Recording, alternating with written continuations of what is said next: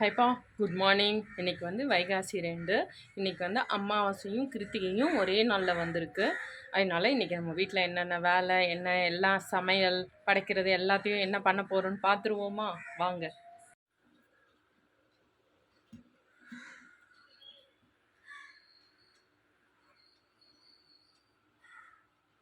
இப்போ மாங்காய் பச்சடி பண்ண போகிறோம். மாங்காய் தயிர் பச்சடி. அதுக்கு என்னென்ன எடுத்து வச்சுருக்கேன்னா, மாங்காய் எடுத்து வச்சுருக்கேன், கட் பண்ணி வச்சுருக்கேன், தயிர் எடுத்து வச்சுருக்கேன், வெந்தய பொடி, கடுகு, வெறும் மிளகாத்தூள், கருவேப்பிலை, பெருங்காயம், தூள் உப்பு, இது எல்லாத்தையும் எடுத்து வச்சுருக்கேன். இதை வச்சு தான் நம்ம சிம்பிளாக ஒரு மாங்காய் பச்சடி செய்ய போகிறோம்.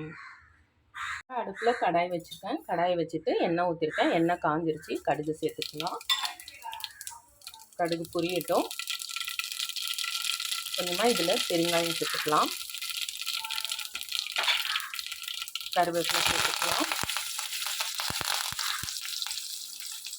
வெந்தய பொடி சேர்த்துக்கலாம்.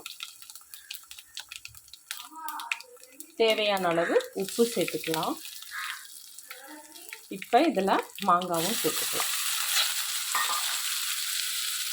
இப்போ அடுப்பை சிம்மில் வச்சுட்டு இதை நல்லா ஓரளவு ஃப்ரை பண்ணலாம்.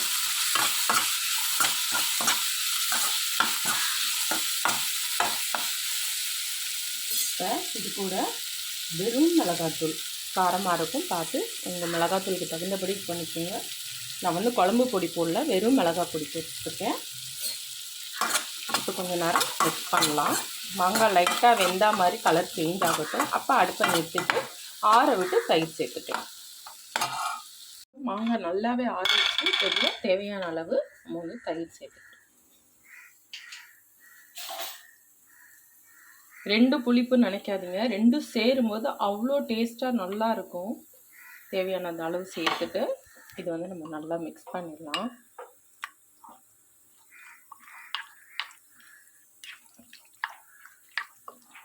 சூப்பரான மாங்காய் தயிர் பச்சடி ரெடி. நீங்கள் தாளிக்கும் போது வேணும்னா உளுத்தம் பருப்பு, கடலைப்பருப்பு வேணும்னா தாளிச்சுக்கலாம். நான் தாளிக்கும் போது அந்த பருப்பு அந்த மாதிரிலாம் சேர்க்கலை.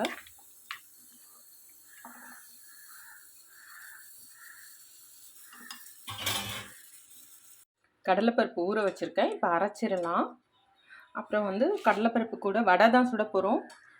உப்பு சேர்த்துருக்கேன், வெறும் மிளகாத்தூள் கொஞ்சமாக போட்டிருக்கேன், கரம் மசாலா சேர்த்துருக்கேன், வெங்காயம் கட் பண்ணி போட்டிருக்கேன். இது எல்லாத்தையும் இஞ்சி பூண்டு பேஸ்ட் போட்டிருக்கேன். இது மிக்ஸ் பண்ணிக்கலாம். இது அரைச்சி இது கூட சேர்க்க போகிறோம். முக்கியமாக இது கூட என்ன சேர்க்க போகிறோன்னா, கொத்தமல்லி கறிவேப்பிலைக்கு பதில் இந்த வெத்தலையை, நம்ம வீட்டில் இருக்க வெத்தலை அலசி குட்டி குட்டியாக கட் பண்ணி இது கூட சேர்க்க போகிறேன். அரைச்சி முடிச்சுட்டு கட் பண்ணி சேர்த்துக்கலாம். இப்போ இந்த அளவு அரைச்சாச்சு. ரொம்ப மழுமழுன்னு வேணாம், கொஞ்சம் இந்த மாதிரி குறப்பாக இருந்தால் தான் நல்லாயிருக்கும். இதை இது கூட சேர்த்துக்கலாம். இப்போ இது கூட என்னென்ன சேர்த்துருக்கேன்னு சொல்லிடுறேன். வெங்காயம், இஞ்சி பூண்டு பேஸ்ட்டு, கரம் மசாலா, வெறும் மிளகாத்தூள், உப்பு இது போட்டுட்டு இது கூட ஒரு 4 வெத்தலையை சுருட்டி அலசிட்டு சுருட்டி எடுத்து வச்சுருக்கேன். இது கூட இதை இந்த மாதிரி சேர்த்துக்கலாம். கூட வேணும்னாலும் சேர்த்துக்கலாம். உங்களுக்கு அந்த வெத்தலையோட ஃப்ளேவர், அந்த காரம் பிடிக்கும்னா அதிகமாக வேணும்னாலும் சேர்த்துக்கலாம். இதை வந்து இப்போ நல்லா கலந்து இது பண்ணிக்கலாம். இப்போ எண்ணெய் காய வச்சுருக்கோம். இந்த வடையை, வெத்தலை வடையை குட்டி குட்டியாக உருட்டி வேணும்னாலும் போட்டுக்கலாம், தட்டி வேணும்னாலும் போட்டுக்கலாம்.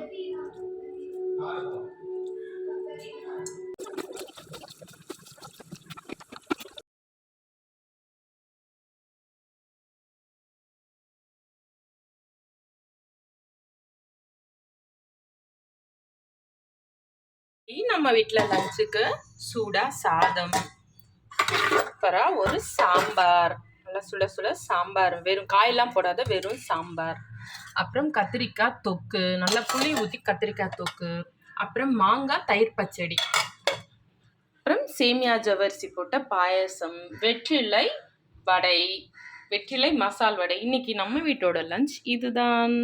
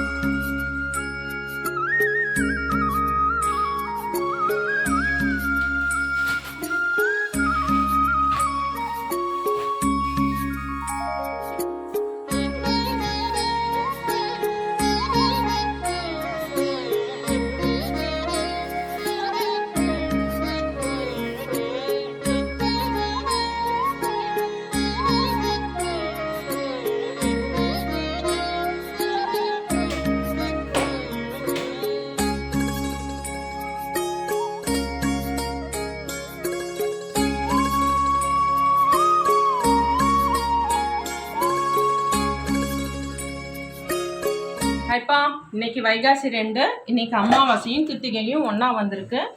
இன்னைக்கு நம்ம வீட்டு சமையல் சாம்பார் வச்சுருக்கோம், சூடாக சாதம் வச்சுருக்கோம். படைக்கிறதுக்கு சாதம் போட்டுக்கலாம்.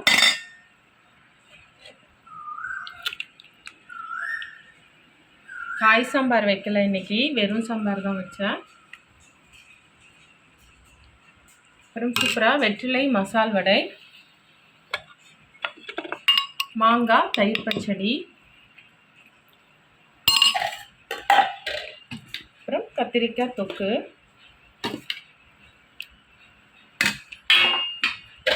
அப்புறம் ஜவ்வரிசியும் சேமியாவும் போட்ட பாயசம்.